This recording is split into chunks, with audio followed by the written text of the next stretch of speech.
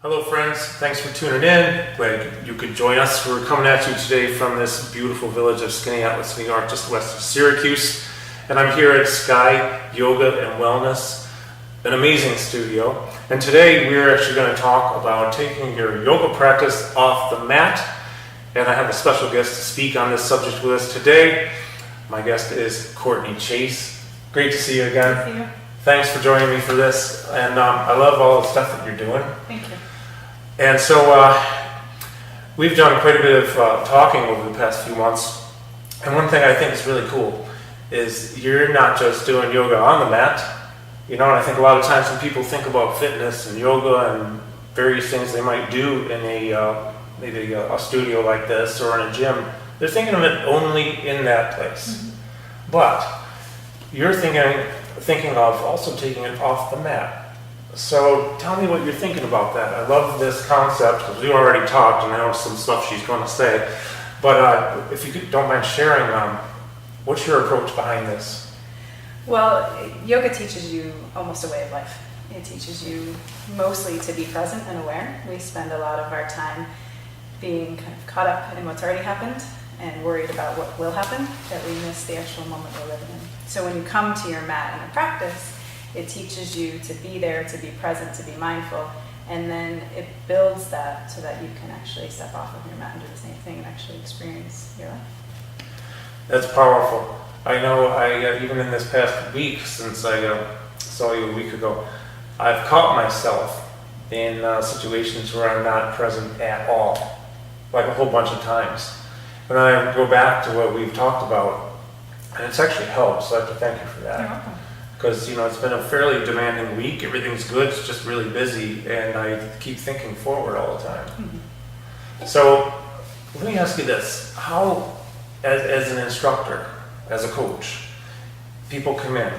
And what's your approach to helping them to take their yoga practice off the mat? Like, how are you doing this? How are you accomplishing this? Well, it's building the tools in your practice itself. So learning how to let go of your day, learning how to not worry about where you're going after class is the first step, and just you step in, and it almost begins with the moment you unravel your mat.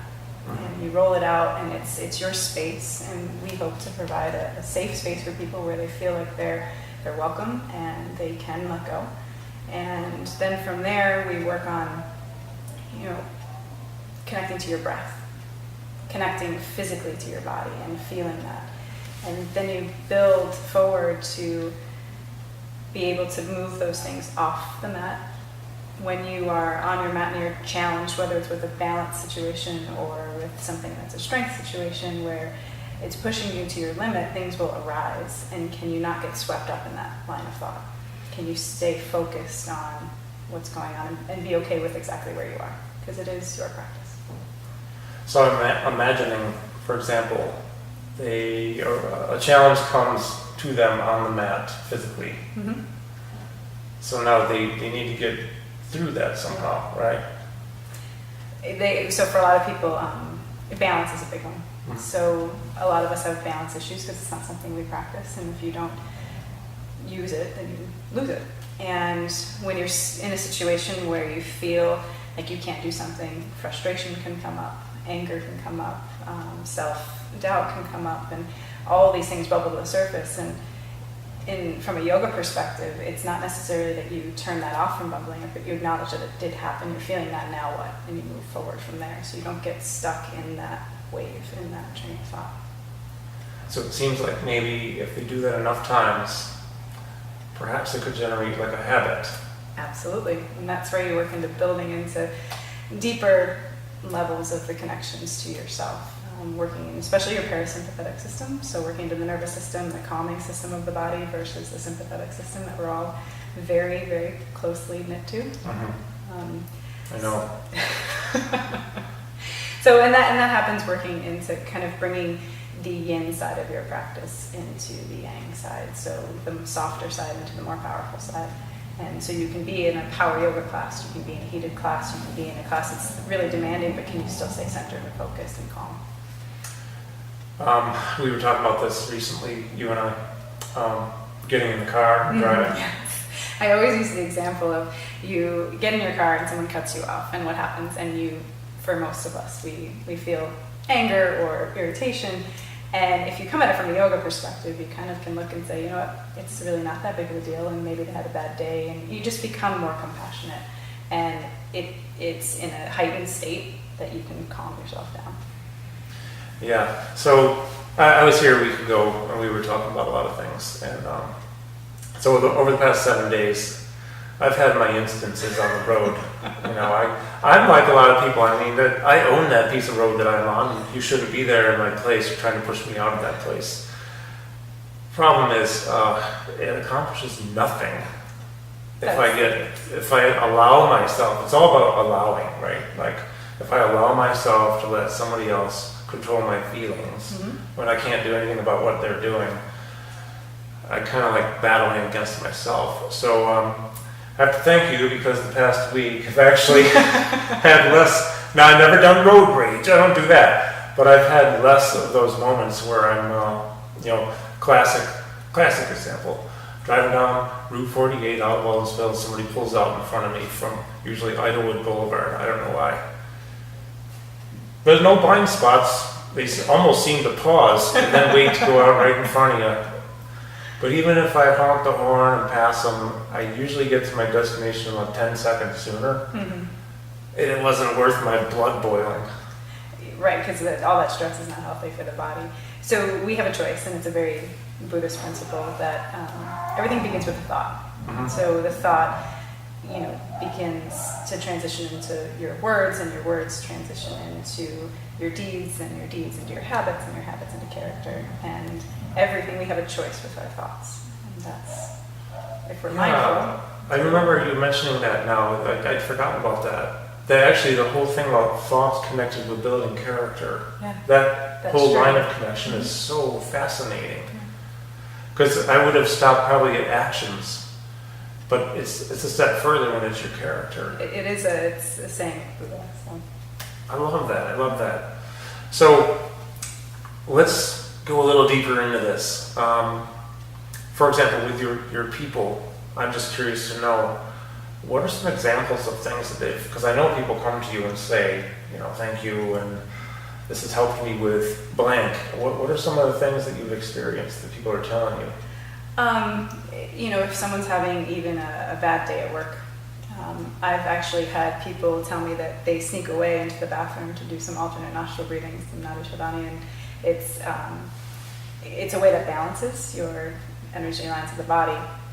And they'll go in the bathroom and they'll do it for 5 minutes, and they come out and they feel so much more centered. And it's just even taking the time to acknowledge that they got to that heightened state. So it's just being aware and being present. And even with troubles with maybe friends or spouses, where you can stop and remember to be compassionate and come from that angle, it can shift everything. Your perspective is everything. Yeah, it really is. I know a couple other things that I've experienced. We all have, I think, on and off is, and even in the past week, a couple of people who I deal with on a regular basis who I like them very much, but I find them to be very frustrating. And so how I learn, let's say, to deal with them, I guess what I mean by that is I don't know what kind of day they're having. And so my filters, and I'm kind of going into another area here slightly, but I think it parallels, is the mood we're in can filter messages from people or words from people, especially if it's written word, texting and emailing. Somebody's in a hurry and they send it out quick. It looks like it could be blunt, when in fact they were just in a hurry and they were smiling when they sent it, but how do you know? I've actually used a little bit of this to try to just refocus or reinterpret, or maybe allow it to be interpreted the way I want it to be.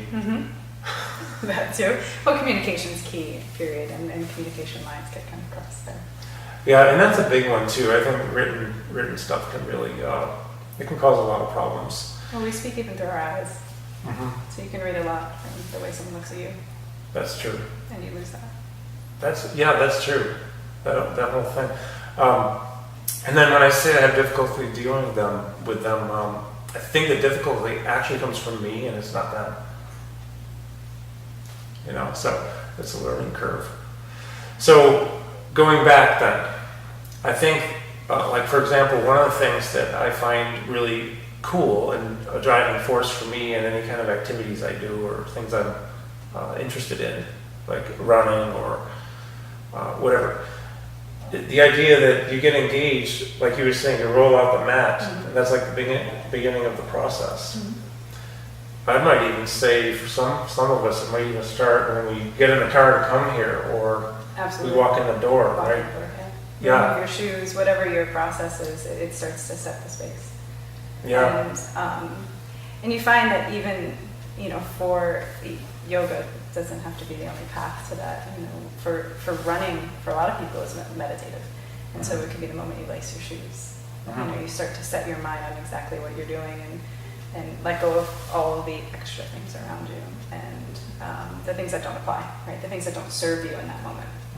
And that's the other way actually our practice can be brought off the mat, is the awareness of our body. I've watched more of our students be able to go into their other physical fitness activities that they do, whether it be running or lifting weights or even group exercise classes, and they're just more aware. They understand their body more. They understand the connection of how the body should move and what they should feel because they spent the time that present on their mat. And that's powerful. It creates a space where you can actually work a lot harder and you prevent injury. Yeah, so I'm going to say this, and not just because you're here, because it's true. One of the things I really like about what you're doing, Courtney has a really good understanding of movement. Thank you. Human movement. So I'll go straight across the board here because I don't want to pick on yoga. I'm going to pick on the fitness industry too, personal trainers.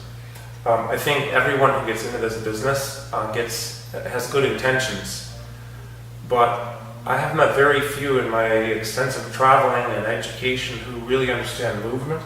So bravo to you, because whether you're getting a personal trainer or a yoga instructor, you want it to be somebody who knows what they're doing. They understand movement. They understand your compensation patterns. So if you're in Skaneateles or anywhere remotely around here, this would be the best place to go for that, because she will help you. Well, and it's because I've been guided by many talented mentors that have shown me the way. So.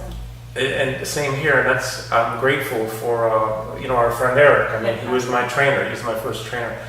I think he really inspired me. So thank you, Eric, if you see this, because he really planted that seed for me to first of all get healthier, and then want to help people. But people like you and him and some other people we know, they understand movement. So as a consumer out there, if you're looking and you're thinking of getting a trainer or yoga, you want to get somebody who understands movement. Plus, you have the added benefit of, with Courtney, taking it a level deeper, which is off the mat. Absolutely. And that's how, we live our lives by moments. That's what actually, our lives are made up of moments. And it should be present. Totally. I don't usually like to talk so much in my interviews because you're the interviewee, but it just prompts thoughts. For example, a friend of mine in London who I was interviewing recently, he talked about how what he does, especially with kids, translates into better math and science scores. So like brain activity can change. Absolutely, it can change a lot. There's a lot of programs out there that are bringing yoga into the schools, and they're watching, kids get better test scores. They're watching the bullying decrease. They're seeing these actual changes, and you see it even on the deeper level. I have people that have started yoga that have never done it before, and all of a sudden now they're a little bit more mindful of what they're eating. They're more mindful of what else they're putting in their body, on their body, what they're doing with their body, and it's our vessel, and it's. In yoga, we practice ahimsa, which is nonviolence, and I love it. And that's really powerful, man. To take something like what you're doing and you expand it out, so it goes off the mat. Now you're mindful of all the things you just mentioned, right? Eating, other activities, just being present. That's huge. Because it's so easy not to be present. Yes, we go by routine a lot as well, and just go through the motions. That is awesome. Well, I didn't tell you I was going to ask this question. I'm going to ask a question. And the question would be, if you had one, let's say, takeaway message that you'd want people to think about, what would that be? To pause. I think that if we take that moment to become more aware and just even take one deep breath, that famous 10 deep breaths is powerful. It's actually, for a lot of us, that's about a minute of breathing. It seems like a long time. It does. But even just taking one moment Mhm. to breathe can take you out of this heightened state of wherever you are, and maybe not even where you are, and bring you back. And yeah, to breathe. I think would be to take that moment to breathe. I love that answer, and I knew that if I asked that question, I'd immediately get a great answer because she knows what she's doing. It's really great. Thank you. Yeah, thank you again. Thank you. Tricia, this is an awful lot. Thank you. So remember, it's skyyogaandwellness.com. Yes. Skyyogaandwellness.com, Skaneateles, New York. Beautiful view of the lake, awesome studio, the best instructor around. So thanks very much for tuning in and have a great day.